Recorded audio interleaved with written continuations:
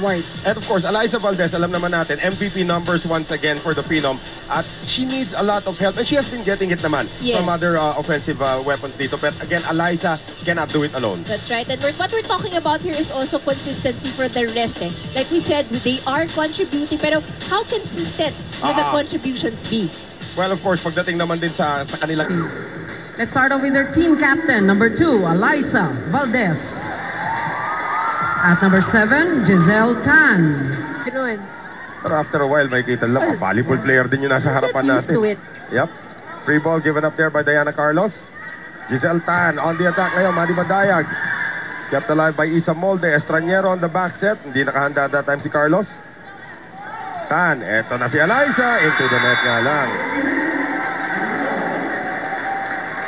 So 1-all ang ating score sa pagsisimula nitong ating set at palitan kagad ng limal. And for sometimes strategy also rin, di ba merong libero na ginagamit na they receive better with the serves. Siguro Pia Geyser, pampalong malakas. Si Pia, sinubukan kagad ni Alyssa. Sabi ni Pia, halika rito, Ariel. Ikaw muna rito. Even game, we've seen that si Pia naman ang kumukuha ng service. Right. Here is Isa Molde. UP has yet to score on offense. Giselle Tan hits the deck. Alyssa Valdez again. And again, you know, when Alyssa Valdez is at the front line, kailangan lang talaga vary her attacks. And this is an ultra-fast spike brought to us by PLDT Homolterra, the ultra-fast LTE for a happy family. Actually, pa-off-speed pa yun eh. Itira doon ni Alyssa. Here's Tan. Kabila. Valdez. Nice block there coming from Diana Carlos, pero lalabas. Estraniero, Lai, Molde. Chance for Ateneo to put this away. Valdez. Oh, out of nowhere, Estraniero. Tinawid pa rin niya ni Lai. Tan, De Leon, Estraniero again. Molde. Gusto ni Molde ang kanyang set, pero binuo pa rin Ateneo. Great defense. Great block there from Carlos against Valdez. Alyssa. Straight into the net. Sabay tili si Alyssa. When I realized that, because it was a good save, Tan was able to save it perfectly also. She's really a very tall, player. Tatangkad pa yan. Valdez. Yan, live ni Layog. And Maristela Layog, she is 16. Gee, 16 lang. Tan, combination. Alyssa. Alyssa Valdez. And that's one of the things that Ateneo is doing so quick to free up Alyssa. As we take a look at this ultra-fast spike brought to us by PLDT Homolterra, the ultra-fast LTE for a happy family. Buong lang naman na kailangan ni Alyssa. And I guess that's one of the advantages also itong sa attackers sa Ateneo because they can manage to make the blockers of the opponents commit. Yung walang pinababayaan sa lahat ng mga umaatake.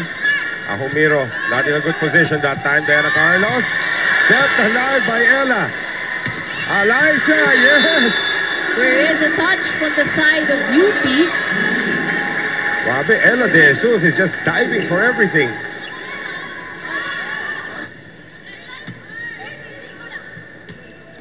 Alyssa, finally nakaputos din sa second set. That goes off the block. But UP is still up by 2. But still down by 2 ang Ateneo. Isa Molde na sa harapan na. Tan, De Leon, Estraniero, Lai, Carlos, lalabas ang blanca ni De Leon. Oy! Last touch ang UP. Para sa ating mga referees. Right, I didn't see that. They alleged it went off of Layug. Molde, off the block. Tan, Valdez into the net. Valdez not having a very good day today. Right. Puro marami siyang 2 service faults already. Plus that attack error. Dad, pasalubong ako sa'yo. Binili ko yan. With my looks. Alyssa Valdez. Yung mga timeouts sometimes really change the complexion of the game, especially for some players. So Valdez chops it down to 2. Now she's back to serve.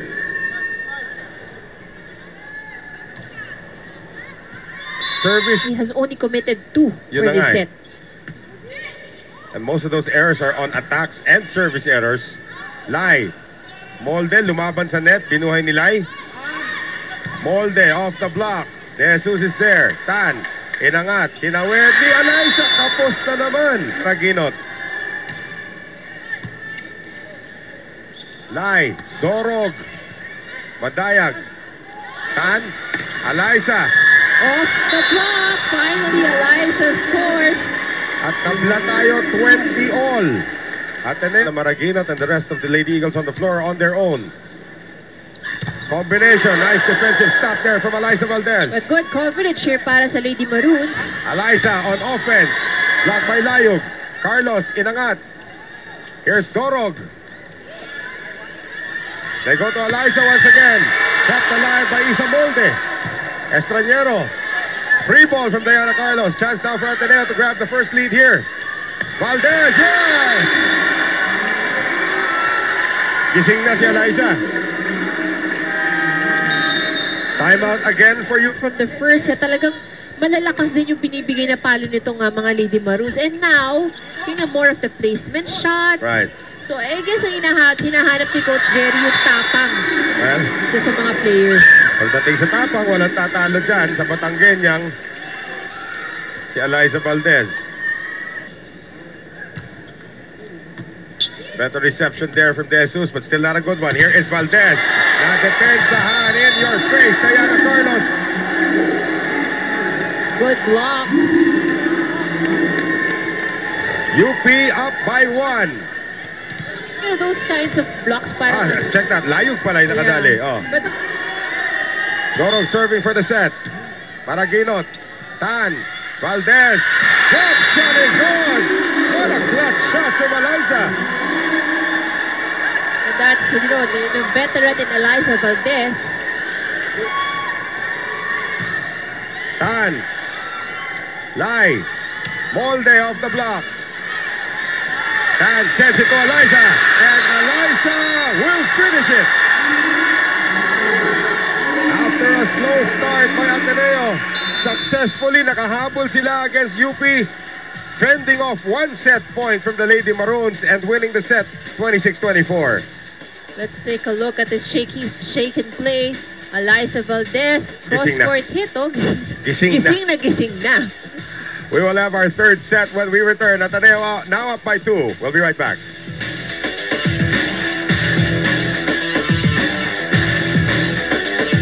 Served very well in that second set. Alaysa. Sabi ni Alaysa, malamang hindi ko matatamaan yung sahig. Tamaan ko lang yung taong nakapatong dun sa sahig. And Madayag. Carlos dumps it over with the left hand. Nato si Madayag. Alaysa dumping it over. Bakit pag si Alaysa parang ang dali-dali? Again, probably because you would be expecting her na Joanna Maraginot serving once again. Estraniero. Molde. De Jesus. Tan. Valdez. Kept alive by Molde. Molde tinawid. Tan. Lai. Combination. Dorog. Tan. Valdez. It's just a matter of time. Talk about being relentless. Yan po ang middle name ni Alaysa Valdez. Nadig nyo kanina. O eto sa inyo, Ultra Fast Fight. Atin ng PLDT Home Ultera, the Ultra Fast LTE for a happy family. or just let it go. Right. Maraginot. Dorog on the run. Maraginot. Tan. Valdez. There's a touch Sa Molde, from yep. Molde. Alaysa Valdez with it.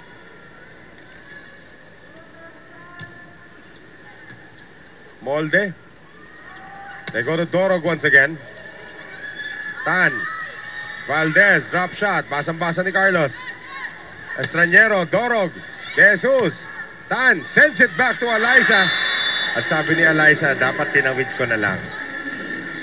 Another error from Valdez.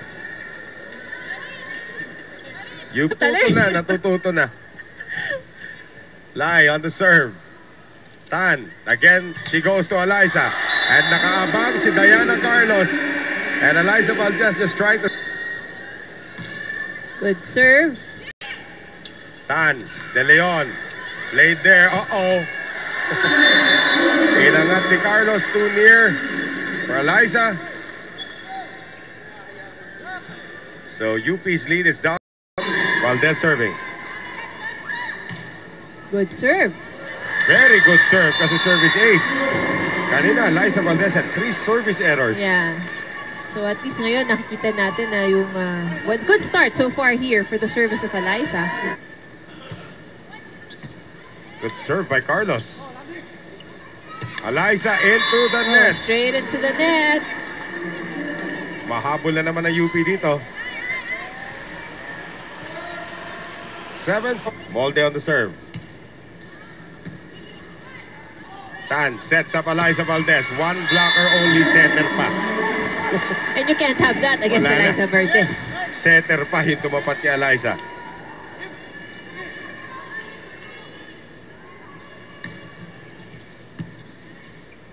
Here's Lai. Back set. Great defense by Eliza Valdez. Good timing. Ano yung sabi ni Eliza? Guys, gutom na ako. Uwi na natin tayo. to. That's a great single block. Giselle Tan once again. Lai. Layug. And Eliza Valdez is now becoming a factor on defense. Probably, if she can't really have a higher percentage sa pag-atake, then contribute somewhere else. Well, she can on defense naman. Good serve. Combination play for Valdez. Good shot. Eliza Valdez restores a 7-point lead para sa Lady Eagles. So let's take a look at this ultra-fast spike brought to us by PLDT Homolterra, the ultra-fast LTE for a happy family. The 2 angles on this one. Coming from Ateneo's Eliza Valdez. That's an art form, ano? Hiwalay mo yung depensa, tapos kung kailan magkikita ulit sila nakatira Yeah. na. Kaya nga, malaking role ang piniplay ng setter doon because the setter kaya rin niyang look, fool the defense Right. 4 service errors now for Eliza Valdez. Lai, tinawid. Valdez. Lai, kabila. Molde. Nakaabang naman si Ahumiro. Molde again. Eliza. Wow! Down the line hit for Valdez. Winning time now for Ateneo, and they will go to the captain.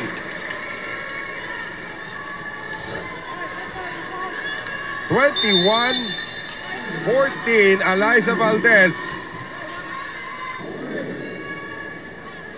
Molde, good serve. Valdez. Napatingin na lang si Isa Molde sa kanilang bench. Sabi, paano ko pipigilan yun? Again, sobrang bilis ng bola. Right. Rongo may Papa Ahumiro. Good serve. Lai against De Leon. Lai won. Valdez again. And Ateneo has dominated set number 4. It's now match point here for the Lady Eagles. Siyam na match point. Ahumiro serving for the match. Valdez puts it away. Teka muna. Oh, What net was the call? violation error Hindi daw. sa UP. So the point goes to Ateneo. And Eliza thought it was her with the net violation. So Ateneo takes this win, but not without a fight from the Lady Oh Maroons. yes, definitely. It was a good game played here by the Lady Maroons. At ang pinakaba nila talagang Ateneo 25-15 in the 4th set. Nakuha po ng Ateneo this one in 3 sets to 1. Nakikita natin ang ating shake and play sa dulo. It was still Eliza Valdez who put it away for the Lady Eagles. So they are still undefeated. Ito po kupunan ng Ateneo de Manila while UP is still in search of their first win in the quarterfinals. Now, we send it over to Trish Shakey's feeling on behalf of Trisha Robredo and my partner, Miss Cavite, Ivy Remulla. Ito po si Noel Zarate. Paalam!